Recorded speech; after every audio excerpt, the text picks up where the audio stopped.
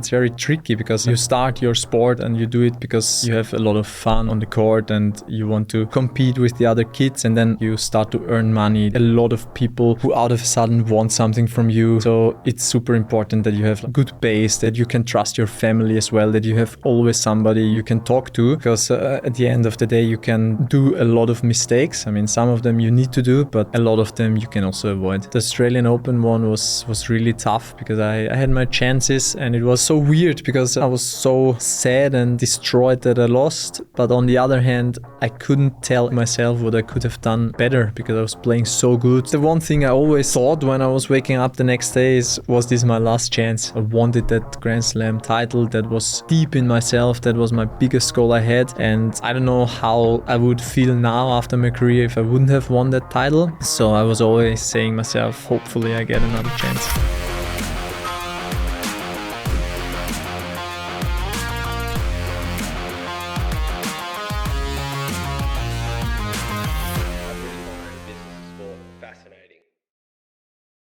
Dominic, we're so excited to have you here. Sorry it's such shit weather in London today, but thank you so much for joining us today. Thank you so much. It's a great pleasure to be here. Thanks. So we catch you at a time where you've retired from tennis less than a year ago.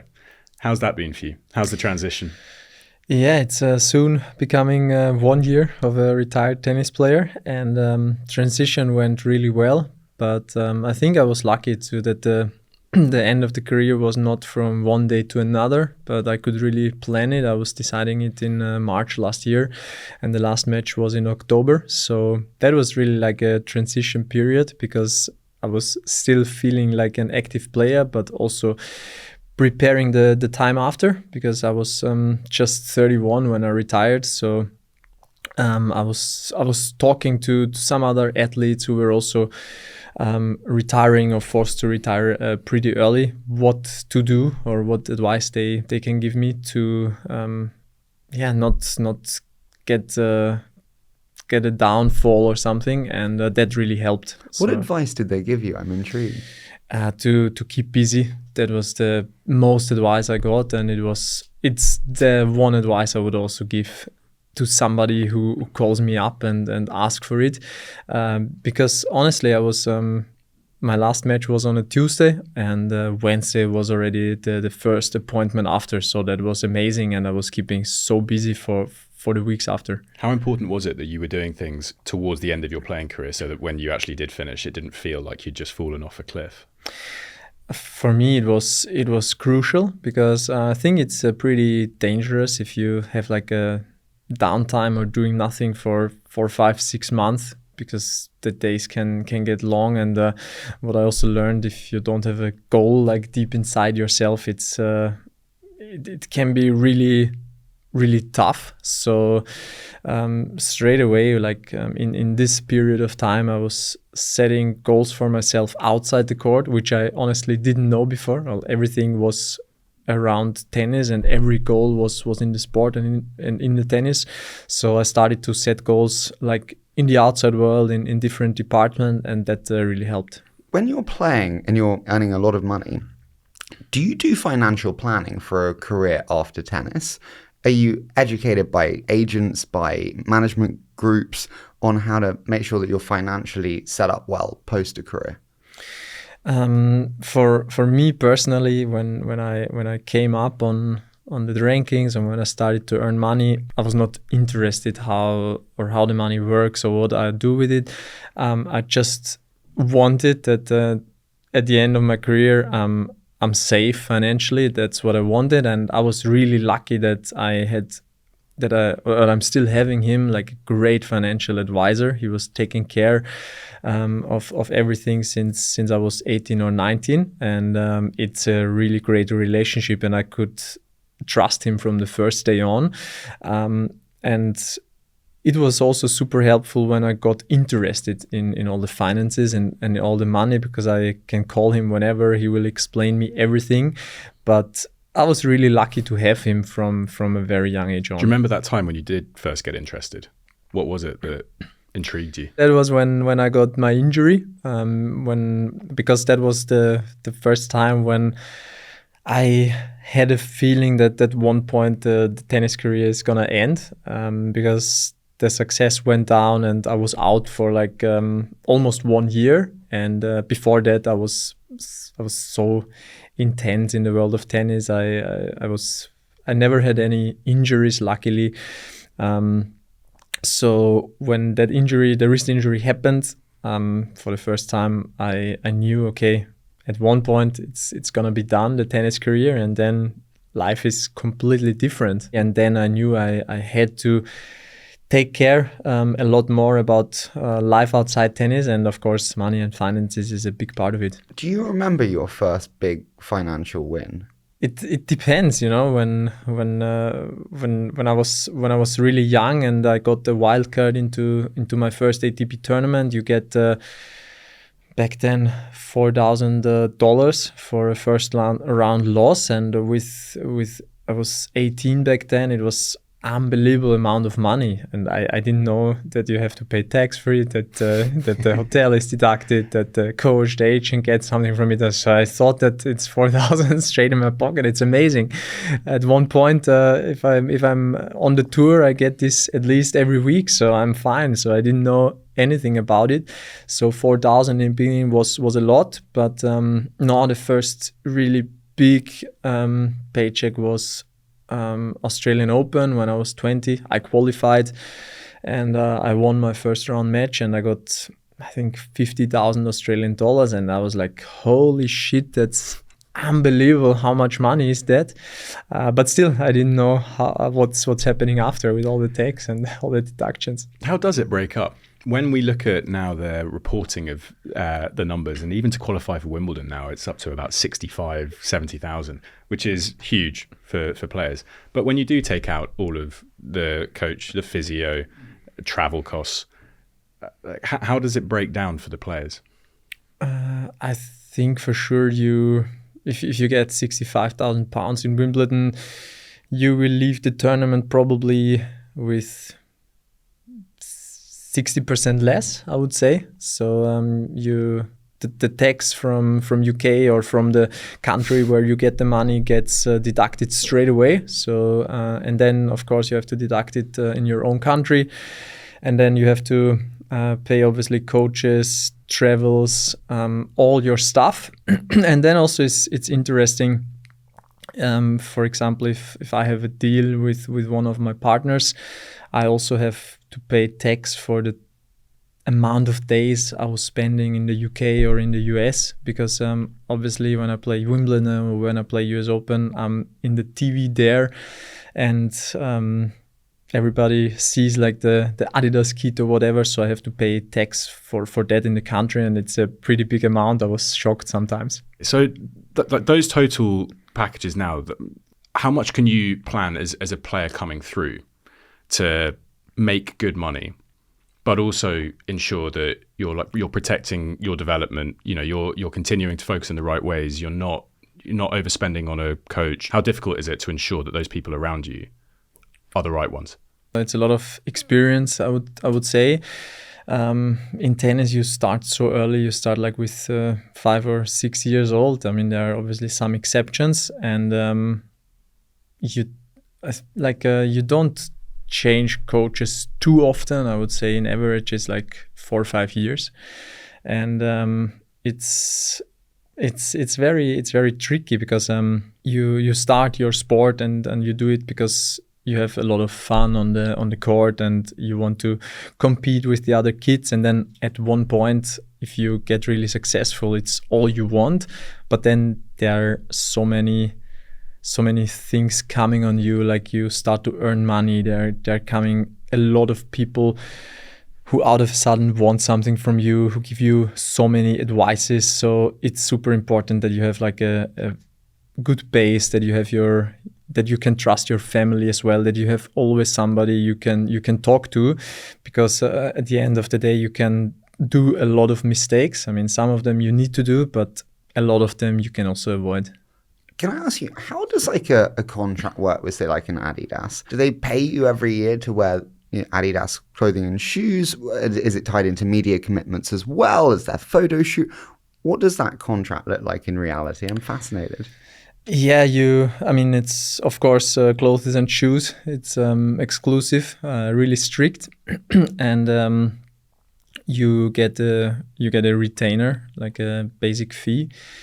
But you need to play a certain amount of tournaments to get it, and So when you're injured, that's it gets deducted a lot. But also the thing is, the retainer is amazing if you're top 3 in the world, if you're top 5. A big thing is qualifying for the ATP finals, so top 8. It's really worth a lot. But then if you drop a little bit in the rankings, your retainer, your basic fee is going down crazy. And then there are bonuses. So if you win tournaments, 250, 500, 1000 Grand Slams, each category has its bonus, and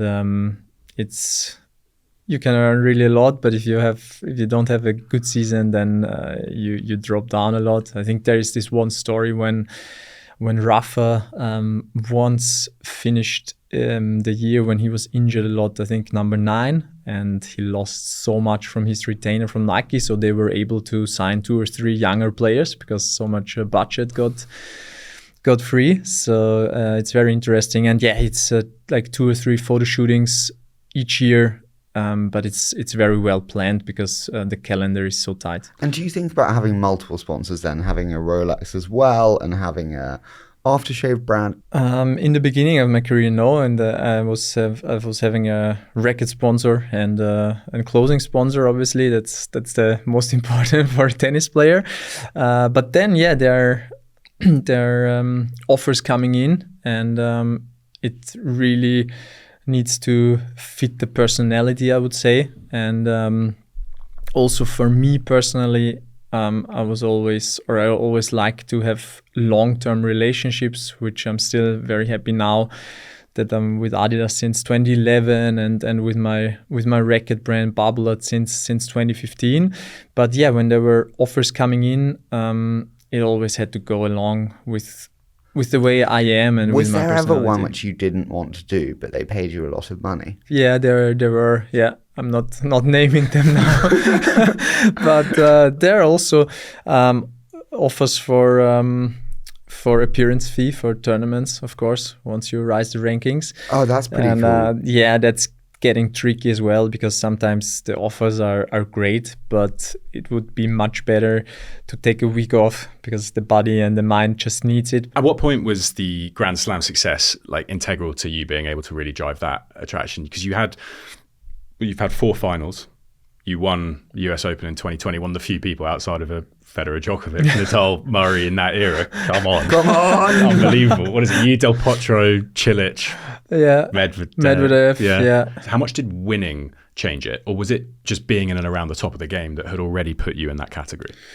Yeah, like being constantly in the top 10, top 5, qualifying for the ATP finals, top 8 players at the end of the season, like this already helped me a lot. So the win of the US Open didn't change so much in my own opinion with sponsors or with partners, because already before, I think honestly it's a little bit of a difference for to play a final or to win, but at the end you are on the trophy ceremony, at the finals. You have the little bit smaller trophy, but still you're there with all the pictures, all the videos. So once you're in a final of a slam, I think it's just a huge reputation. So the win didn't change that much in that department. Does it not commercially, the world doesn't open up if you're a Grand Slam winner? Just like the title Dominic Grand Slam winner in my head would be like such a game changer commercially. To me, no, because it was in the middle of COVID as well. I think that was a bit of a changing aspect as well. For example, like if you win the US Open in a normal year, next day at 6 you get picked up and you get on the biggest morning shows, I think, in the country. And I was doing everything online, and you have so many great so many great opportunities in a normal year, but me, I was doing it online, and then I was going on the empty airport, on the empty airplane home, and there was a full lockdown at home. So I think that made a huge difference, that it was exactly in the toughest times of COVID. Because in that match you were 2 sets down. When you are in that position, you're 2 sets down. Are you just where's your mind at to be able to then come back? Is it right now? There's no expectation. I just got to throw everything at it, so I'd relax a little bit. Yeah, there were so many thoughts and so many emotions in my mind. It was horrible because it was my 4th final. It was the first time that both opponents were going, I would say, 50-50 in the finals, because before I was playing twice Rafael French Open and Novak in the Australian Open. So I was going in as a slightly underdog for sure. And in this year's Open final, you could really feel that both players knew that this was the chance to take it, and I couldn't handle it in the beginning, and I was freezing really. And Sasha was playing very well, but the emotions were horrible from time to time. I was just now before the US Open this year started. It was like in the TV. US Open Classics, and I watched the finals, and it was just all the feelings and emotions coming up again. Not very nice. But what do you tell yourself? Are you like, Dominic, get your shit together? You're in front of everyone. The world is watching. You're 2 sets down. I was playing like shit, honestly, and I told myself, man, what's wrong with you? Really, you have this chance. All the time when I was in a Grand Slam final, I always thought maybe this is the last chance, because the road there is really bumpy and it's really tough to get to this final. And I was thinking, shit, you're not gonna do it again. What's wrong with you, really?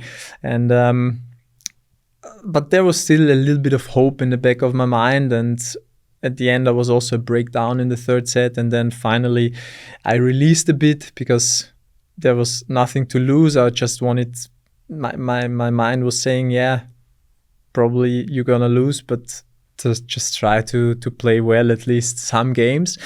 And then I released a bit, and then in tennis, especially in a best of 5 match in a Grand Slam, you always get a little chance, and this one you have to take, and luckily I took it. And you also know the closer he gets to winning, he's going to start feeling it's like the same. Yeah, it's always like giving and taking.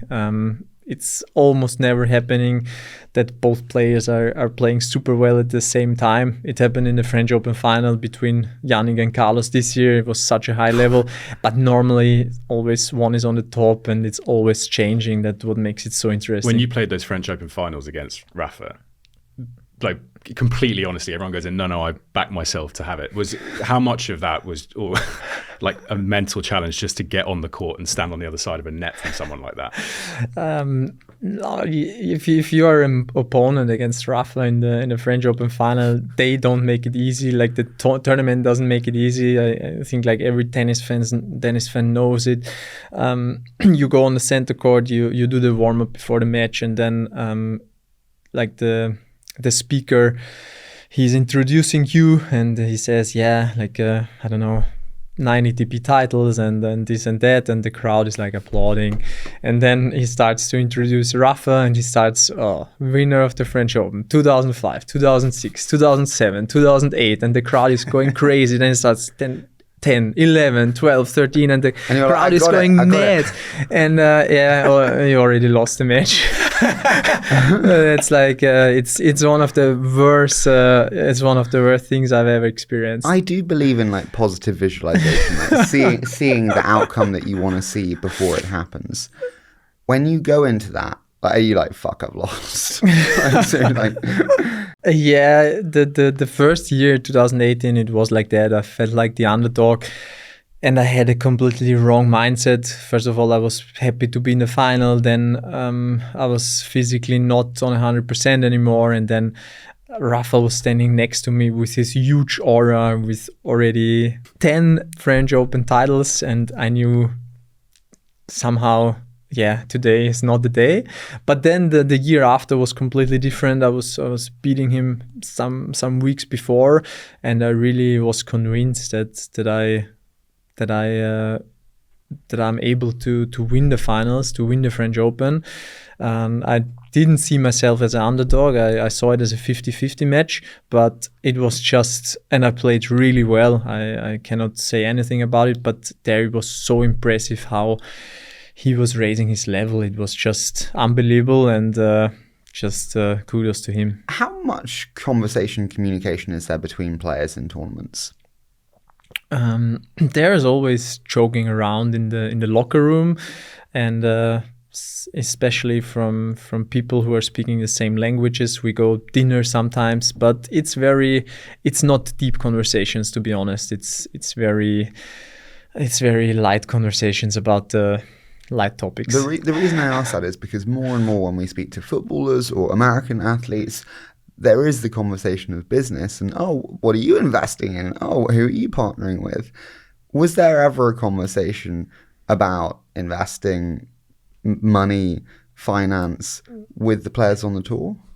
Not really, because it's very light, all the conversations. It's a lot joking around, and I don't know it, but I think that in a team sport you can develop deeper relationships because you see yourself every day for a long time. In tennis, you see each other in the locker room for 2-3 minutes, and you practice with each other, but you cannot really talk.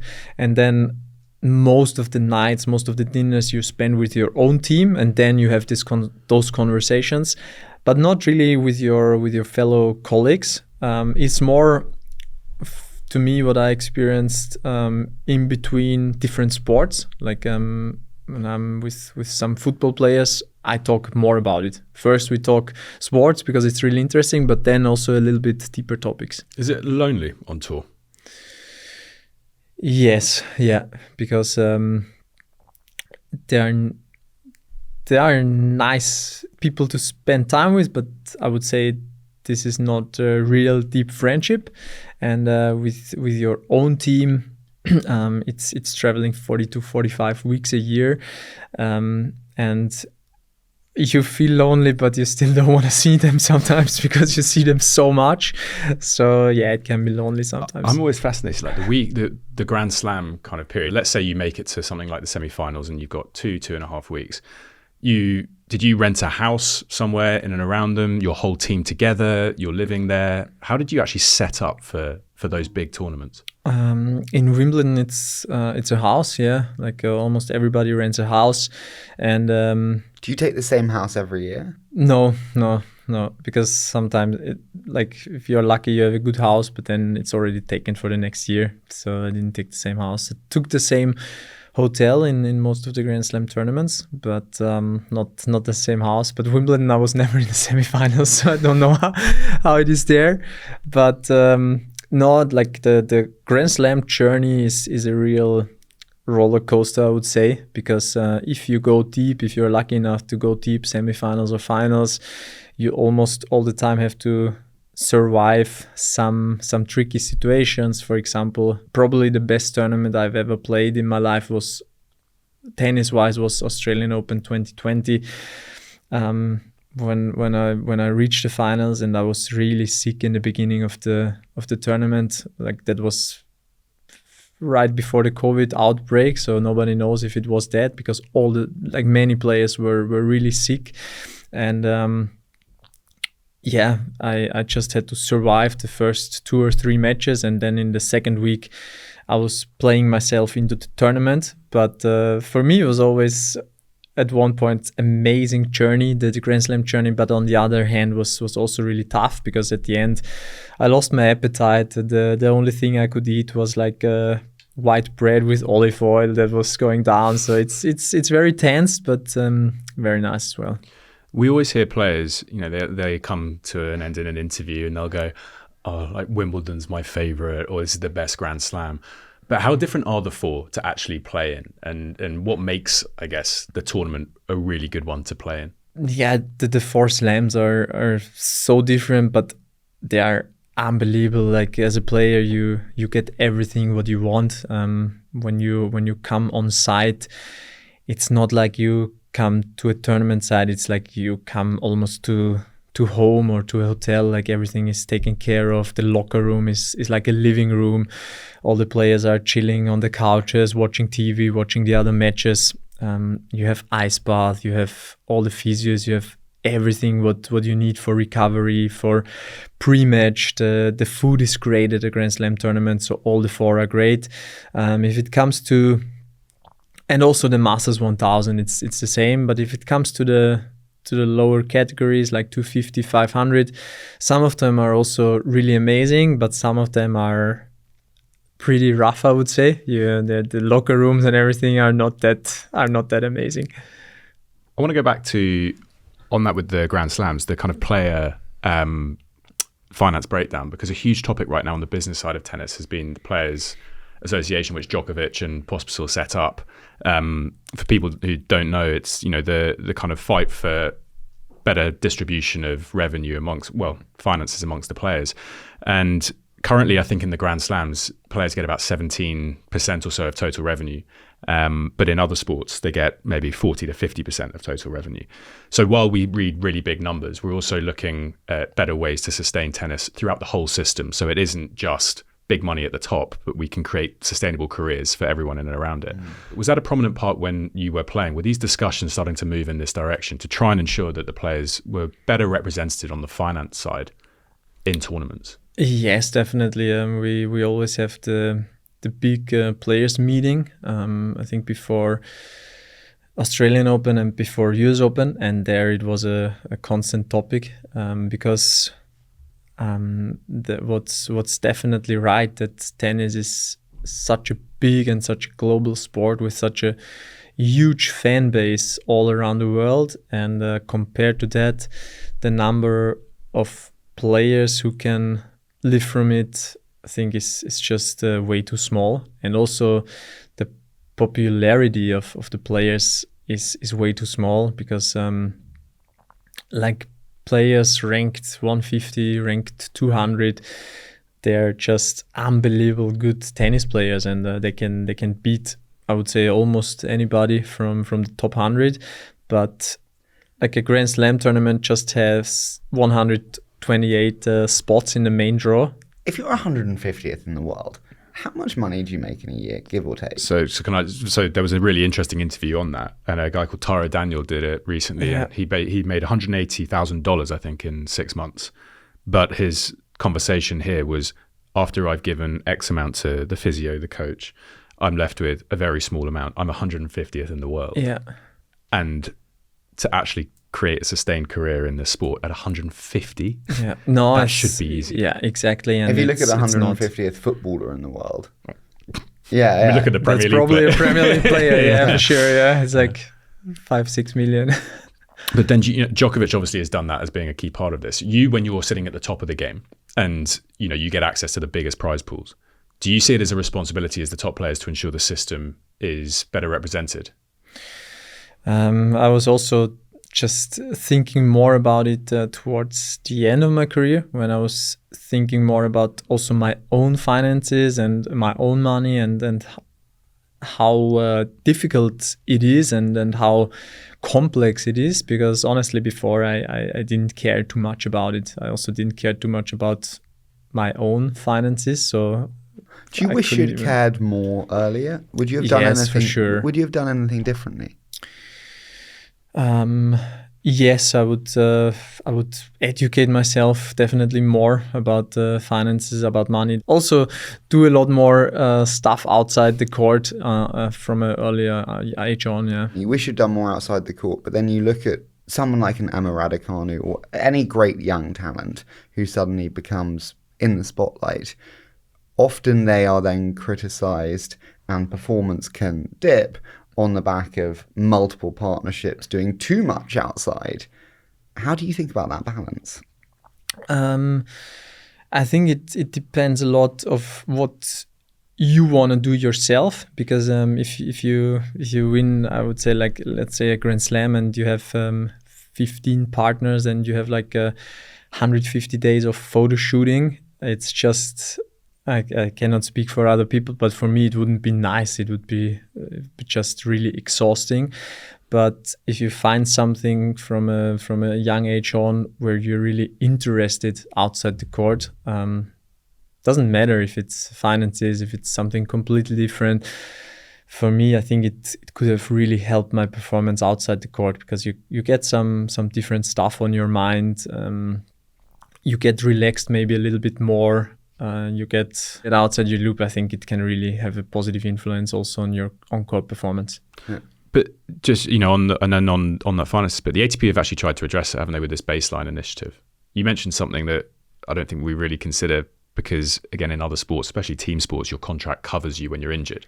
But a baseline initiative is them now trying to address the consistent, like a minimum salary that a player can receive from participating on the tours. That injury side, then, if you are injured and you have that, at least you get a secured amount of money. But there must have been some players who are injured for a year, and if they are 150, 200th in the world, that could almost ruin their career, not necessarily physically, but from a financial side.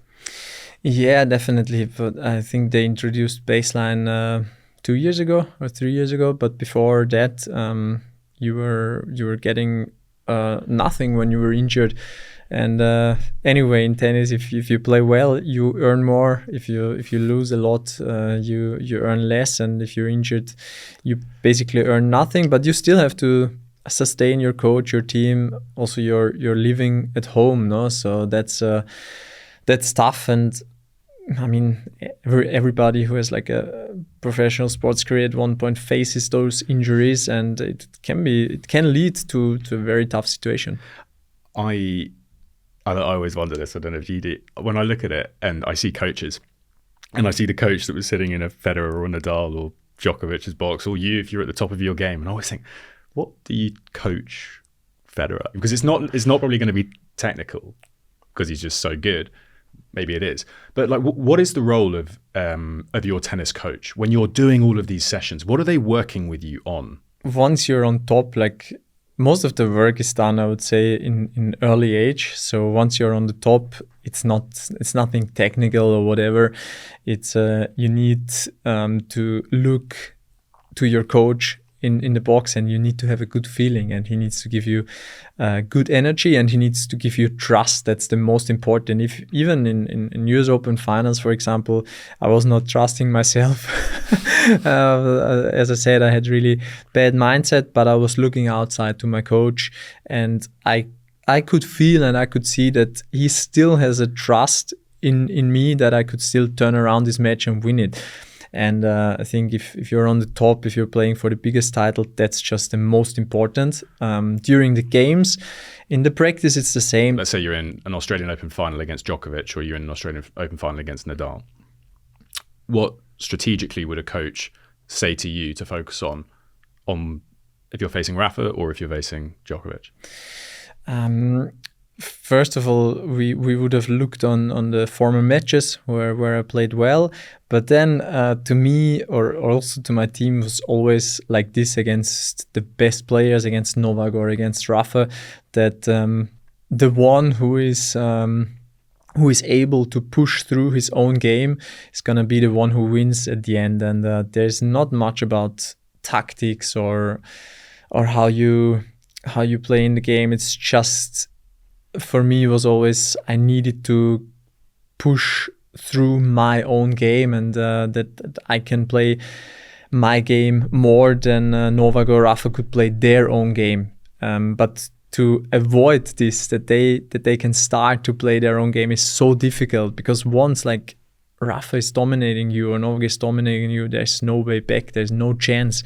So it's always about pushing through your own game and your own power and your own weapons. So it's not like, don't get into long baseline exchanges. It's not get up to the net as quickly as No, as not How at all. much of a role does data play in performance management? I mean, I'm wearing an Aura since 1.5 years, and for example, this is as well something I was wishing for. I wish I would have done it much earlier with all the jet lag, with all the traveling. It could have helped my body so much. But as I said, that's also one thing. Like I'm now super interested in longevity and diet, and I just got interested into that in the last 2-3 years. So too late, unfortunately. Is there anything that you've done from a longevity or a diet perspective that's had the biggest change? We're back on the investing part. I was investing in one startup. It's called Revive DNA, and they do like a DNA test. And I did this one, and they give you all those advices on your genetics, what nutrition and what supplements help your genetics. And I was. Half a year ago, some month ago, I started doing it, and there I felt a real change. Since then, I feel so much more energized, and again, a little bit too late, but this one was great. And then when I was early 20s, I started to change my diet, because before I ate whatever I wanted. I was for sure 4 or 5 kilos too much, and I wanted to get them down, because it just was so helpful for my game when I was a little bit 4 or 5 kilos less. So that's when I started to take care a little bit more, like not so much sugar, not eating whatever I want every day. But those were the two situations. What was your pre-match meal? I knew that was going. As I said, when I was deep in a Grand Slam, I couldn't bring anything down, so it was mostly white bread and olive oil, or just a pasta with olive oil. So it's not ideally. He's not Italian, either.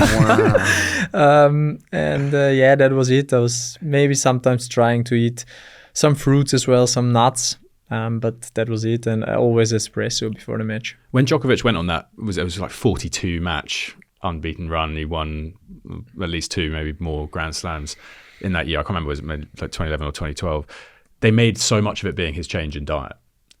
When you are looking for those fine margins, you mentioned you'd heard Nico's show with us, and he talked about changing the paint on his helmet so that he could 80 grams or whatever made him go half a second faster.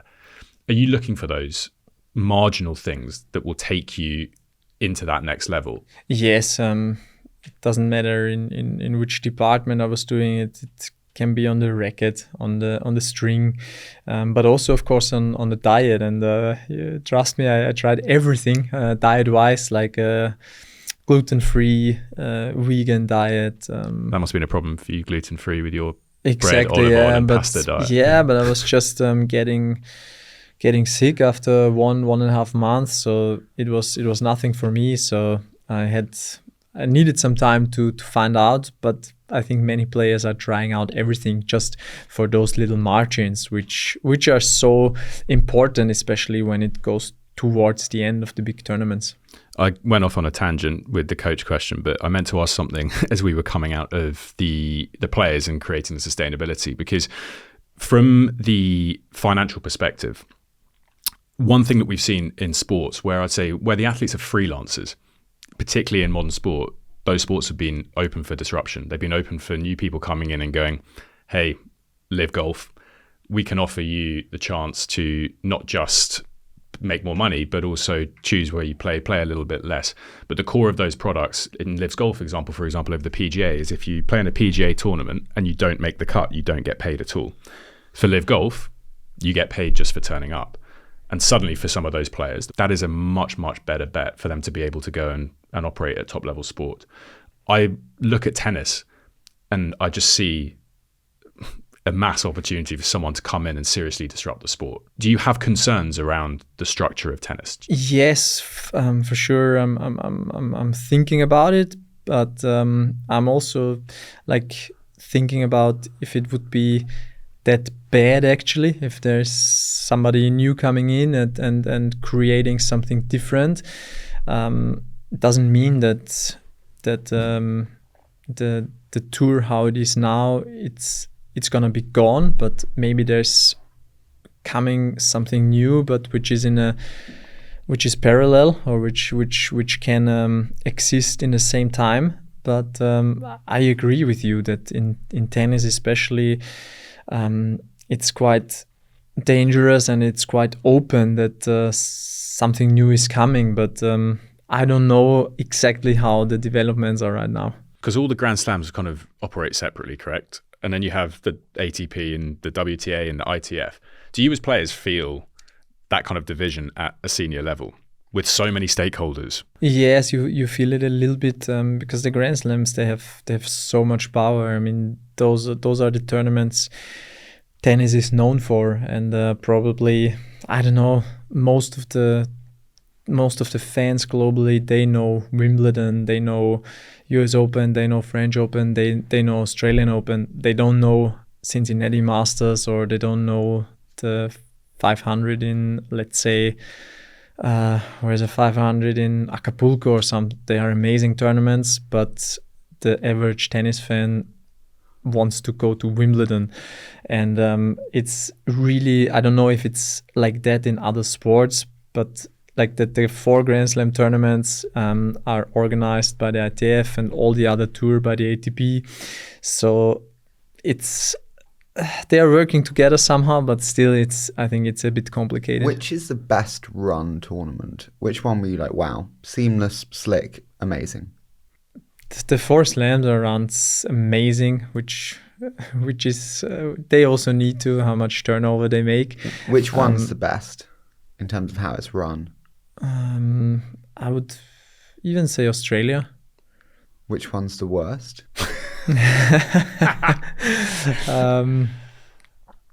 I wouldn't say that there's a worse French. one. That's interesting. I wouldn't have necessarily thought that, but now you say it, I do see that. Yeah. You won Indian Wells, didn't you? Yeah. Because they always say, "Oh, that's like the 5th Grand Slam." How much do you win for winning Indian Wells? 1.1. Woohoo, baby! That's great. How much do you win for winning the US? Like this year, it's 5 million or something. It's amazing. Yeah. Do you think that when you're winning, you're like, oh, this can buy a beach house? But I would. It would be really interesting if there was ever an athlete, or especially in tennis, who thinks that right before the match point, like, if I make this match point now, I get in. If I lose, I get 2 million. If I win, I got 4 million. Would be so interesting. Do you have that moment when you win, when you're like, oh, I need to get my watch, I need to put on my jacket? Jokes aside, like genuinely, like partnership optimization. Yes, yeah, it's automatic at one point, but for sure, I also forgot it already sometimes, because you really need it. Put on the watch after every match for the interview. Who did you have as a watch partner? Rolex. Yeah. Do they give you free Rolexes? You have a budget every year. Wow. Yeah. You can't just walk in and pick diamond encrusted. Unfortunately. No, but that's still pretty cool. Yeah. Maybe Roger can. I don't know. He can do anything. Yeah. Which was the biggest partner to you outside of Adidas?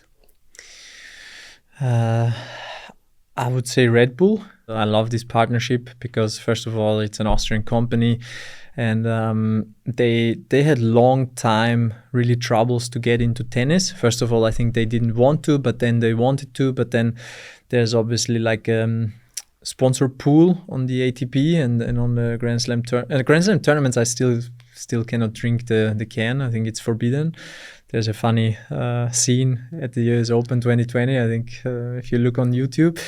So you were on the ATP tour, you also were not allowed to drink the can on the changeovers. And when they changed it, it was possible that Red Bull goes into tennis. And I was their first player, and the company is simply amazing. Like, and so what do you have to do for that? Like, drink Red Bull in public?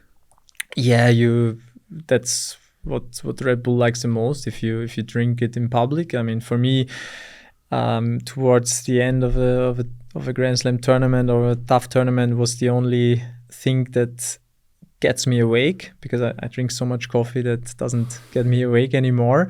But it's so much more about the company, because when I was injured or when I had physical troubles, they have this amazing athletes performance center in Austria, and they have like the best contacts ever in the sport world, and they can organize you pretty much everything. So I'm still with them, which makes me so happy, and it's just a great partnership. We were talking outside, and it's a really interesting point in broader sport about the longevity of those partnerships with a lot of the tennis players after they've stopped playing.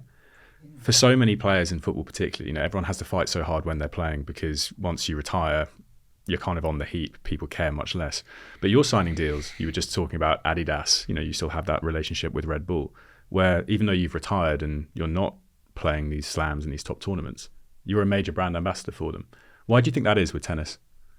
That's I would say it's a single sport. First of all, I think it's a bit easier, but then you really need a strategy, or you also need a good life after tennis, I would say, because during the career it was kind of easy because your sponsors know that you're gonna be in TV every single week. Ideally, I played well, and then I was even on the trophy ceremony with the watch, with the Adidas kit, with the bubblehead rackets, all the other sponsors as well. But then once the career is done, obviously all this falls away. Like there's no more media coverage every single week. So I think you need to have a story with your partners, because and also I think you need to have a story after your career. For me, it's a lot about that sustainability, that I'm with the topic sustainability since quite a lot of years, and building that story I think helped to sustain the relationship with my partners, and that's why most of them I was able to keep, which is of course super nice that I'm not playing anymore, but I still have a great relationship and partnership with all of them. So that demand from Adidas, while you're playing, the requirements are you wear the kit on screen, you have the physical kind of more tangible approach. When you retire, it then becomes more developing different kind of business lines for them, working with them on a sustainability play.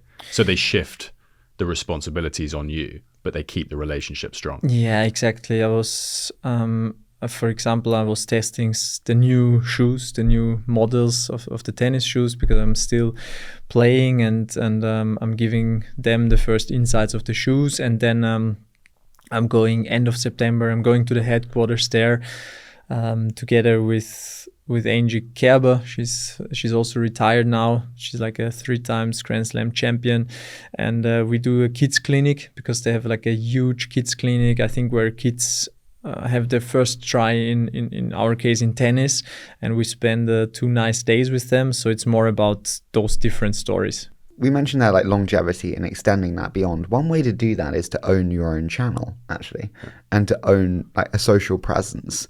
When you were playing, were you thinking about, how do I build up my personal brand on Instagram, and doing a, hey, behind the scenes, and like, hey, we're going to the US Open, and hey, this is my pre-match meal? And I started to do it more professional 4 years ago. Then since then I do it. Before, I just wanted to have 1 million followers.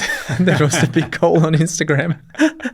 Yeah, exactly. But I was doing it for a long time all by myself, like with one friend, but just for fun basically. And but since 4 years more professional, and yeah, that's an advice I could give to every athlete, to start as soon as possible, because you would say so. You wouldn't say, hey, it's distracting, don't do it. You'd say, hey, it's good, you make more money, it's good for partnerships. Yeah, if you use it useful, of course, then you have to use it. But Sabalenka's doing it as world number one. Oh my God, yeah, her dance videos. Dance videos, but also now she's doing like a vlog. So on her channel, she is filming all the behind the scenes, the travel in the house, everything that goes in and around the tournament. So interesting. Yeah. Yeah. And she's world number one. Yeah. So, it's the piece of, you can do it while you're at the amazing. top. Yeah. But as you said, take control of she's doing that as her own content. But when you then speak to partners today, is your social media part of their package? They're like, hey, we want to be on your Instagram. We want to be included in posts. Yeah.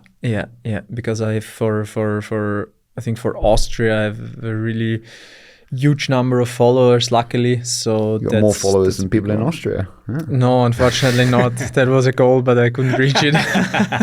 Bugger. Should have won that French Open. Yeah, that would have helped for sure. When you win an Open or like a Grand Slam, like the US Open, do you just wake up and be like, fuck, that's 100,000 more followers? Yeah. I mean, first of all, I didn't wake up because I didn't go to sleep. I just couldn't. But yeah, definitely, that's a huge boost. For me, it was so difficult to get followers compared to other sport. Like if you compare to football players, they all have so many followers. In tennis, it's a bit different, but the Grand Slam finals, they just helped so much, especially if it was against Rafael or against Novak. They have themselves 20, 25 million followers, so you get some from them. So yeah, each Slam final is for sure 100,000 followers. Yeah. Wow. I'm always interested. You know, we saw, I can't remember her name, but the female tennis player who didn't like being interviewed after matches. Naomi Osaka. That's it. Do you think players should be interviewed after matches and that's part and parcel of the game and you have to give the fans what they want? Or do you think that actually, if you've just lost, being asked how do you feel is quite a stupid fucking question, and actually you should have a bit of privacy and a bit of time? Honestly, the interviews, for example, what Naomi Osaka didn't want to do, they're not for the fans. They're just for the media. If you're the on-court interview, anyway, only the winner gets. So if you win, you're happy to give that interview as well. But I think it's too much, because after every single match, you have to basically answer the same questions, and it's 40, if you play 35 tournaments a year, it's 35 times the same question.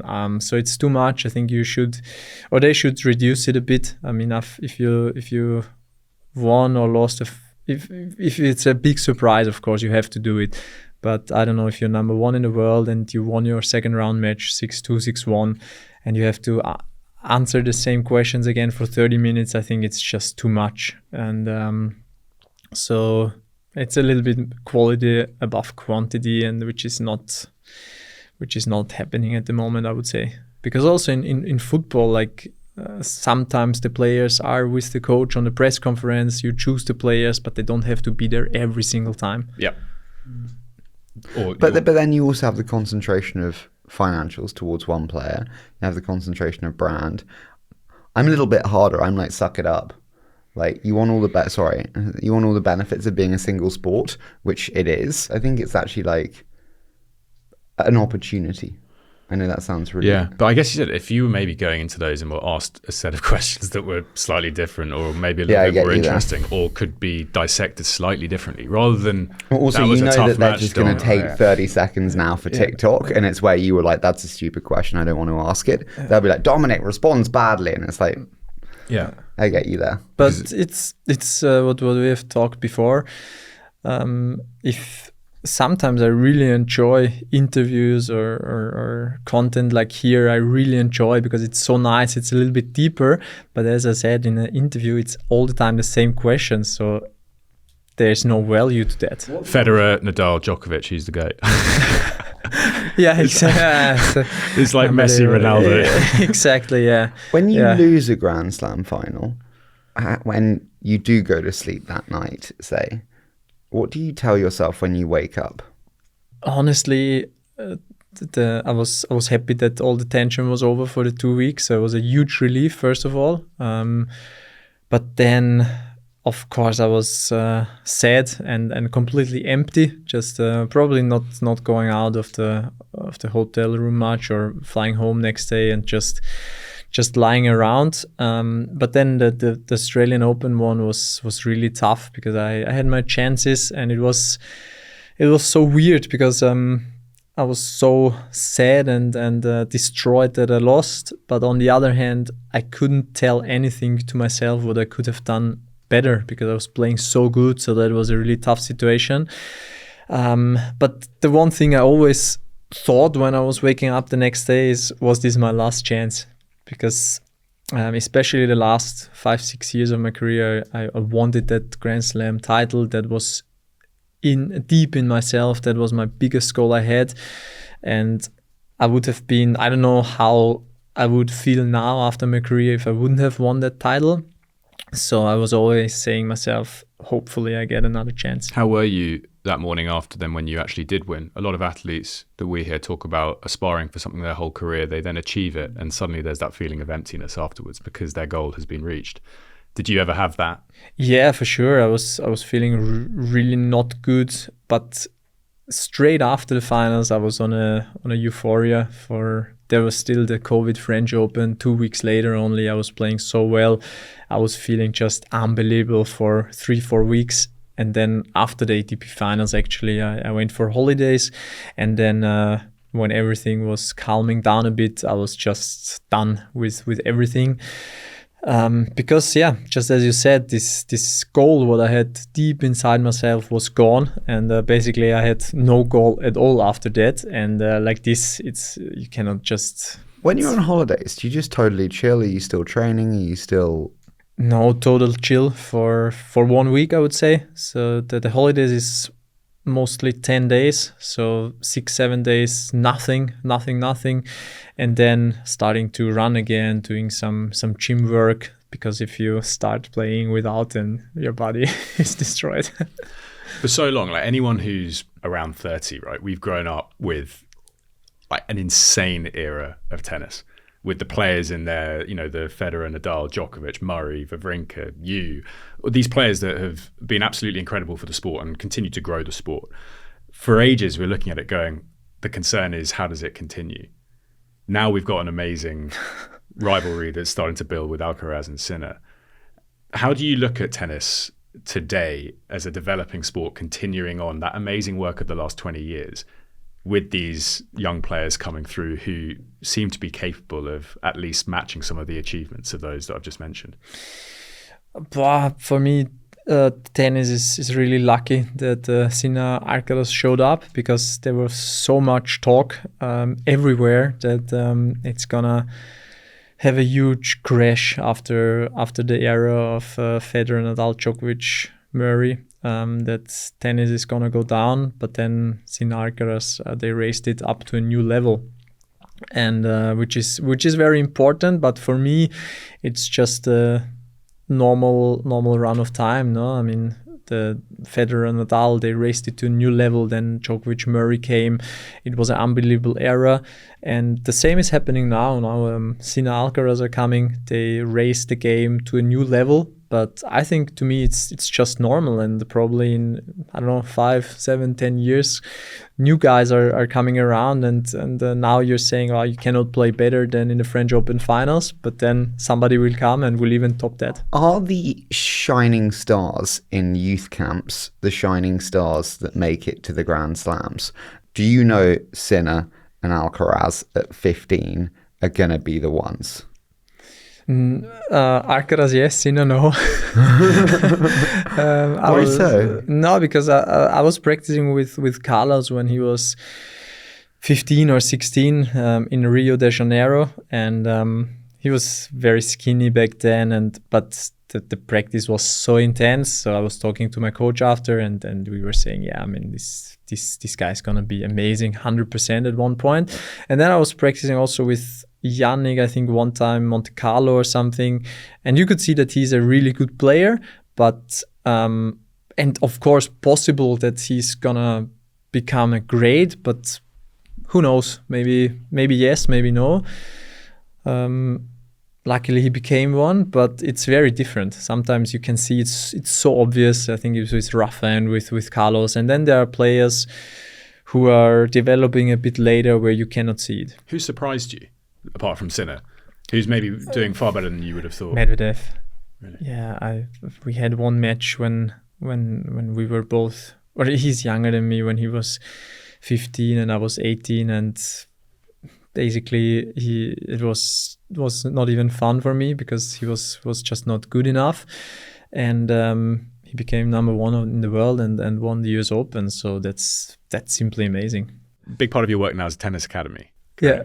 So when you're doing that, what's the quality of the players coming through? Are you seeing some amazing guys come through, and also guys and girls? Is it both men's and women's academy? Yeah, exactly. My brother is actually coaching one girl. She's 13, turning 14 in October or November, and she's similar. I saw her for the first time in Germany, and the way she was hitting the ball, the way how clean she was hitting. If nothing bad happens, like an injury, she will become a really, really good player. And do you think that's good? You mentioned they're playing Medvedev at 15. You mentioned her at 13, 14. This is 13, 14. That's a long way to go. But is it good to have this mono focus on a 13-year-old? It's really tricky. It's really tricky question. I don't know, honestly, because for her, she's from Latvia and she moved to the academy. So she's doing the online school, but all her day is about tennis. Her father is a football coach in Oslo, so the family is also a bit divided. But of course, all the focus of the family is on her tennis. I think she's a really tough girl, so she can handle it. I'm pretty sure of that. But for sure, there are also players and personalities. It's just too much. I'm just like, Alcaraz at 15 in Rio, and you're like, at 15, should you not be at school? Sports people are getting younger. Friends? Sports people are getting younger. Max Down, Arsenal just gave a debut to a 15-year-old in a Premier League match. He was getting fouled. Huh? He was for him was the penalty. Yeah, I think like 15. Yeah. So the exposure of players. I mean, Coco Gauff was really young, wasn't she? 14 or 15, yeah. It was when she played Wimbledon. But it depends on the personality, I think, yeah. Because Carlos, he seems like a relaxed guy. He seems like he's enjoying his time off with the friends. So I think it's not that. Everyone's playing golf now. Oh, yeah. Like Roger, Rafa, they're like photographed. What about financial backgrounds impacting performance? I can't remember, but there was an amazing US Open final in the women's, and both female finalists were the daughters of billionaires. And there's this correlation between financial background and performance now, where basically tennis is turning into a bit of a rich person's sport. Yeah, because the education is expensive. And for example, in our academy, we try to really help if like there is a family with not so much money. So the kid, if the kid is talented, she or he can still go to the academy and still can chase the dream, but tennis is so expensive. How much really does it cost for me? Okay, Charlie's got a new baby girl. I want her to be, number one. How much is this going to cost? I think you have to start, I would say, from 13 to 18, or from 13 to the point where the kid is earning money. You have to pay like 80 to 100,000 a year. So I would say close to $1 million, which is unbelievable amount of money, and which nobody can afford. Wow. Yeah. I mean, even though we are helping the parents and also we are constantly looking for sponsors for investors to just help finance the career, because we have one player of us. He's a 17-year-old. He's playing the US Open Juniors now, and he's really good. But when you're 15, 16 and starting to play the junior Grand Slams, you're traveling almost like a pro. So you're traveling for sure 30, 35 weeks a year. But I mean, you don't get any prize money. So it's just, you just pay in and that's it. So you need some help, definitely. And so what does that look like then? That looks like, hey, pay for future earnings. Like, package that for me as a financial investor. Harry, invest 250 grand into this guy and you'll get 20% of his next 5 years. Yeah, that's a pretty common package. And of course, there's like a limit. So I would say if he earns more than expected, 500K or something, there's a limit on that. But most of the deals are, I don't know, let's say 50 or 100. Are they quite common now? Yeah. But they are common, I would say, since quite a while already. Yeah. I also had them myself when I was getting money when I was 15 or 16, wow. 80K a year, and I was paying back when I was 21 and starting to earn a lot. That's awesome to have a financing mechanism to allow people to do that. Like that's great. I love that. Should we quick fire? Go for it. Which brand partner did you not have that you would most like to have? As a kid, I was dreaming of Adidas, so I always preferred 3 stripes over the swoosh. Partner. Maybe Apple. Yeah. I'd love a ton of free Apple kit. Yeah, I get that. That would be nice. Or Roberto Bautista. He's a special. He's playing with the Villarreal badge on his sleeve. Is he? Yeah, so I would love to play with the Chelsea badge on the sleeve. This would be unbelievable. A fellow Chelsea fan. Let's put you in charge of governance of tennis. If you were chair of the ATP for one day, what's the first thing you look to change? Maybe I would change some rules. Not in the Grand Slam tournaments because they're doing amazing, and not in all the ATP tournaments, but I would shorten up the game maybe a bit and get it a little bit more exciting. And then one thing I would love to see is like a good tennis game on the mobile or on the PlayStation, especially on the mobile. Like I'm crazy about one game called Kickbase. It's like Fantasy Premier League just for the German Bundesliga, and it's just unbelievable. And it has such a huge community, and it's so fun, and it's like such a value to watching football every weekend. And I would love to see that in tennis, because tennis has a global fan base, and if there would be like a great game, I think it would make a huge difference, and it would at the end for sure help the game itself, like the sport tennis itself, and also the players itself. Do you remember Virtua Tennis on the PSP? Yeah. That was good. That was good, but that was 15 years ago or 20 years ago. I think you earned $30 million in prize money. Did you earn more in partnerships or in prize money? I would say it's very equivalent. It's almost the same amount. Is that the same for you versus other players, do you think? No, it's different. Like Roger, for example, he earned way more with his deals.